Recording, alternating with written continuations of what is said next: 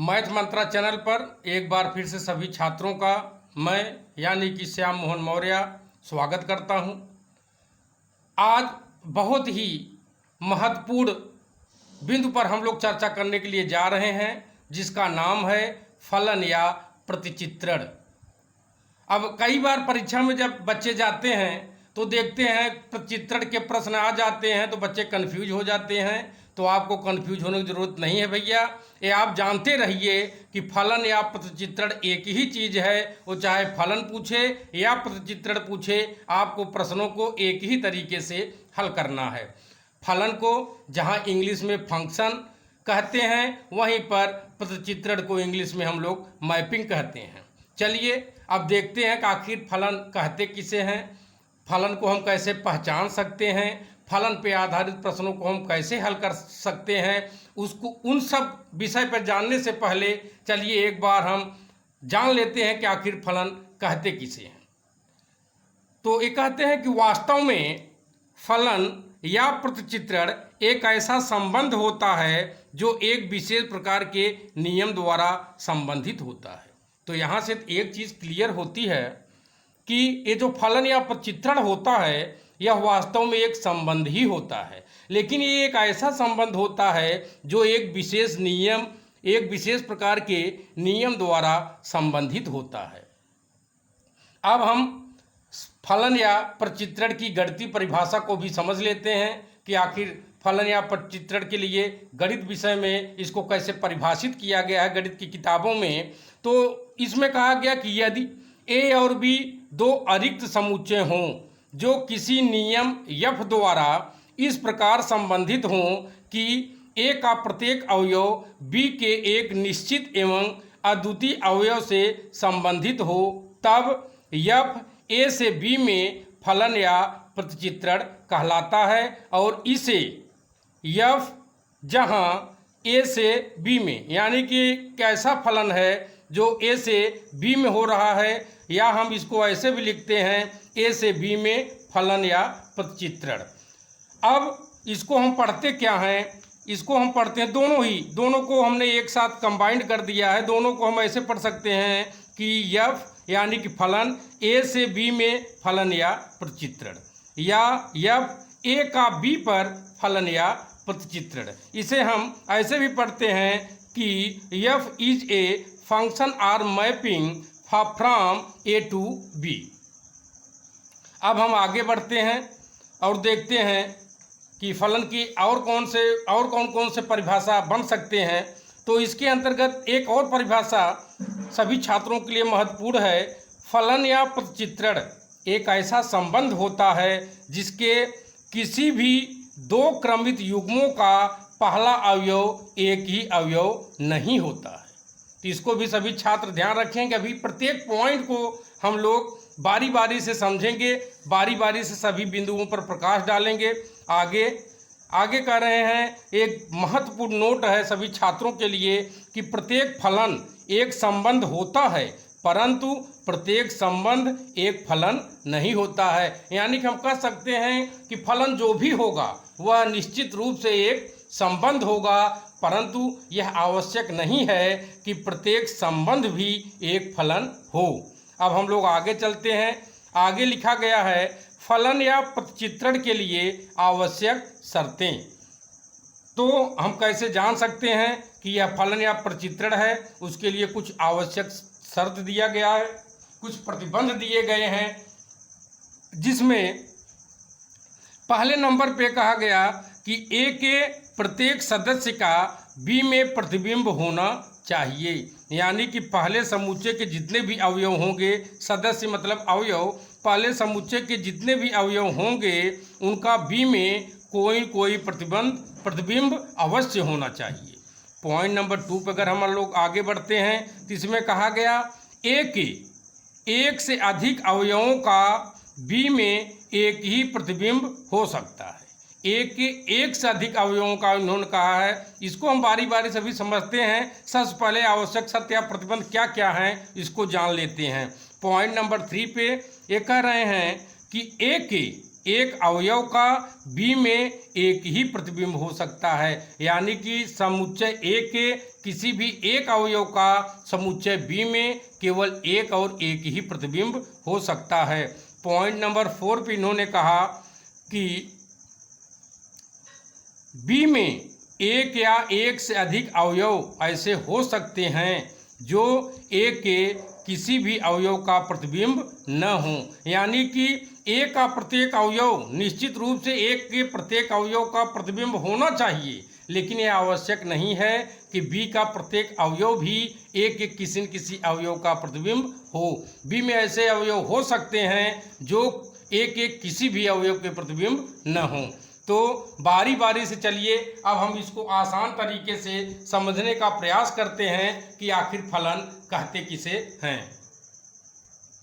चलिए अब हम विभिन्न उदाहरण लेकर के फलन को समझने का प्रयास करते हैं। सबसे पहले अगर मान लीजिए परीक्षा में खास करके कई बार पेपर में हमने देखा है कि आपसे ऑब्जेक्टिव टाइप के क्वेश्चन पूछ लिए जाते हैं फलन पर। अगर एक क्रमित युग के रूप में दिया हो, जैसे मान लीजिए आपको दिया हो 1 2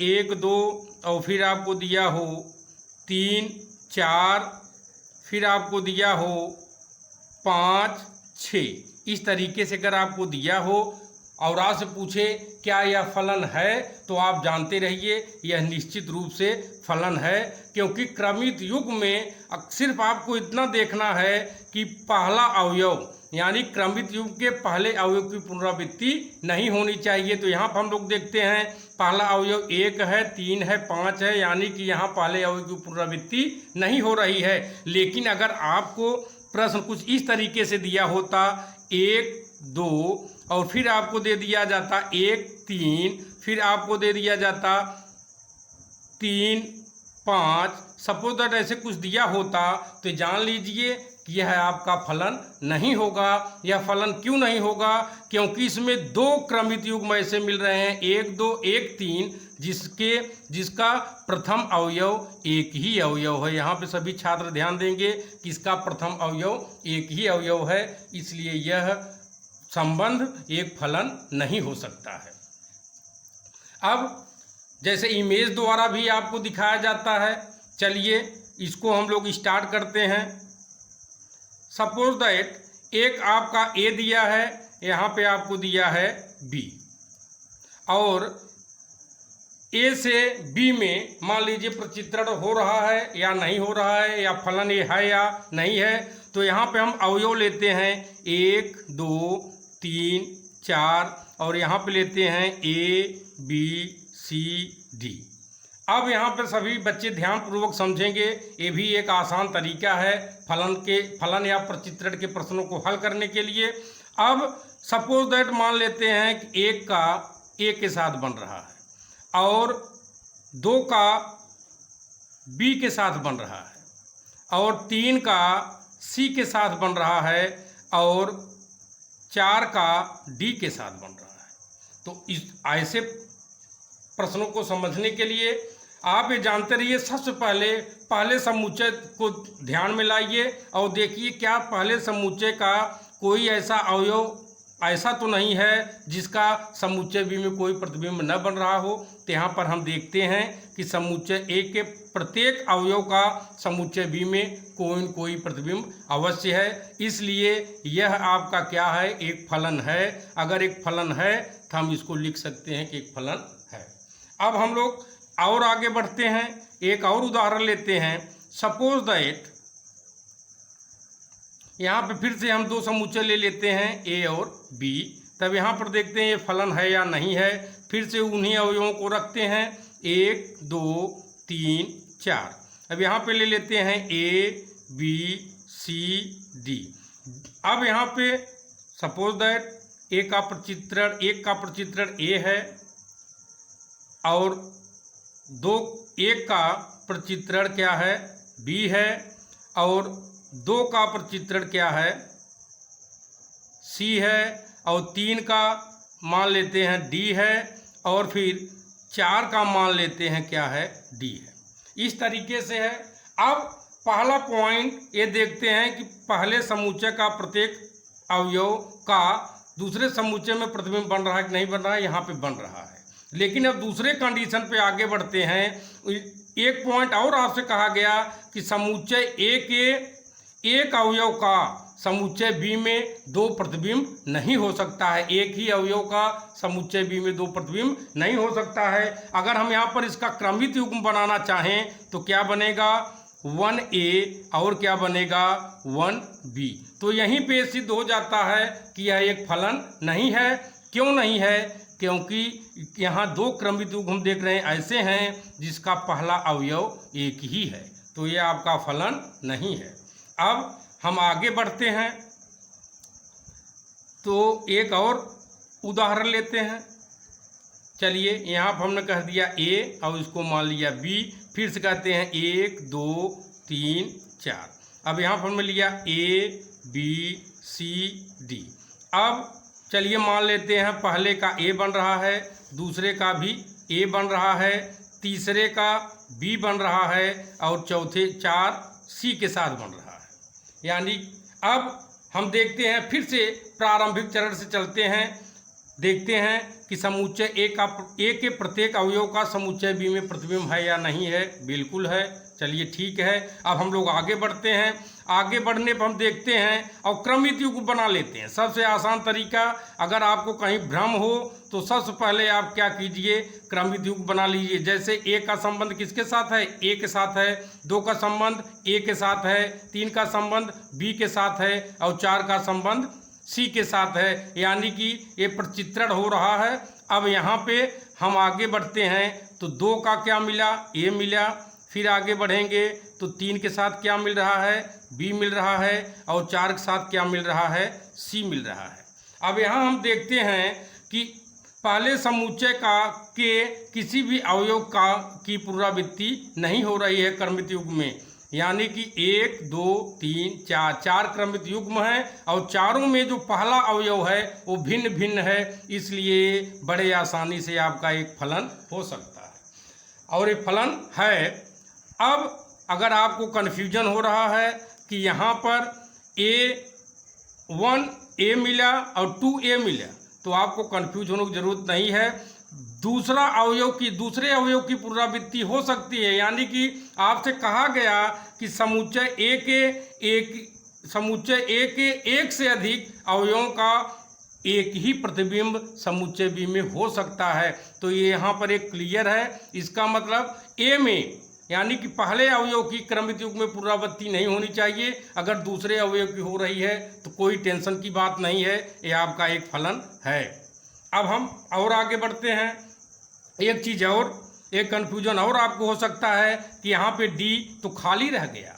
तो चौथे पॉइंट में आप लोग पढ़ते समय देखे थे जो आवश्यक शर्तें दिया गया, उसमें कहा गया चौथे पॉइंट में कि बी में एक या एक से अधिक अवयव ऐसे हो सकते हैं जो एक किसी भी अवयव का प्रतिबिंब न हो। तो इसका मतलब फलन है। तो शर्त सिर्फ पहले समुच्चय के लिए कहा गया है, यानी कि पहले समुच्चय का प्रत्येक अवयव का प्रतिबिंब बनना चाहिए। लेकिन यह आवश्यक नहीं है कि दूसरे समुच्चय का प्रत्येक अवयव भी पहले समुच्चय के किसी न किसी अवयव का प्रतिबिंब हो, ये बिल्कुल आवश्यक नहीं है। तो इसका मतलब ये आपका एक फलन है। अब हम फिर एक और उदाहरण लेते हैं और देखते हैं क्या वो फलन है या नहीं है। फिर से हम वो लेते हैं ए बी। अब यहाँ पर देखते हैं ये फलन होगा कि नहीं होगा। 1 2 3 4। अब यहाँ पर ए बी सी डी।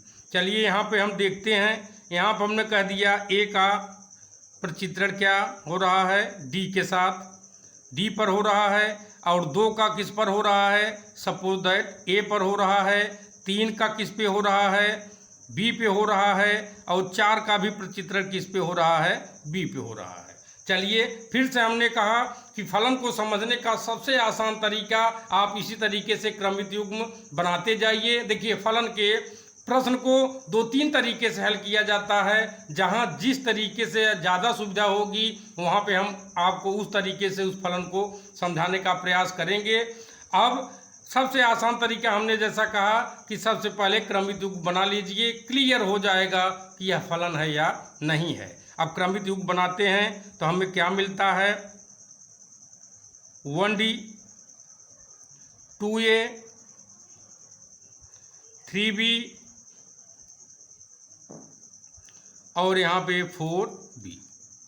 अब यहाँ देखते हैं क्रमित युग्म के पहले अवयव की कहीं भी पुनरावृत्ति नहीं हो रही है, इसका मतलब यह आपका क्या है, एक फलन है। यहाँ भी देखिए C खाली रह गया है, एक या एक से अधिक 2 4 6 खाली रह सकते हैं, यहाँ टेंशन की जरूरत नहीं है। सिर्फ पहले समुच्चय का प्रत्येक अवयव, यहाँ पर एक भी अवयव खाली नहीं होना चाहिए। तो चलिए ये आपका फलन है। अब फिर से एक और उदाहरण लेते हैं और आपको समझाने का प्रयास करते हैं। यहाँ पे जैसे सपोज दैट फिर से हमने वही ले लिया ए बी, यहाँ फिर से लिया 1 2 3 4, एक बार फिर से बी के अवयव ए बी सी डी हमने ले लिया।